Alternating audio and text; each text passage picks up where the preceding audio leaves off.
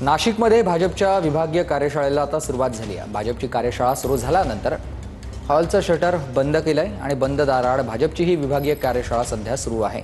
मनपा निवडणुकीच्या पार्श्वभूमीवर विभागीय कार्यशाळेचं आयोजन करण्यात आलेलं आहे। नाशिकमध्ये ही कार्यशाळा होते। चंदन पूजाधिकारी माझे सहकारी आपल्याला सविस्तर माहिती देणार आहेत। चंदन, आपण बघतोय की भाजपची कार्यशाळा जी आहे ती या ठिकाणी नाशिकमध्ये पार पडते आहे आणि ज्या ठिकाणी ही कार्यशाळा पार पडते आहे त्या ठिकाणचं शटर जे आहे ते आता खाली करण्यात आलेलं आहे।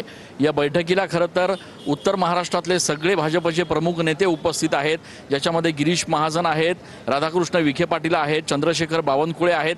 हे सगळे नेते या ठिकाणी आतमध्ये असताना अशा पद्धतीनं अत्यंत गुप्त पद्धतीनं ही कार्यशाळा जी आहे ती या ठिकाणी संपन्न होते आहे।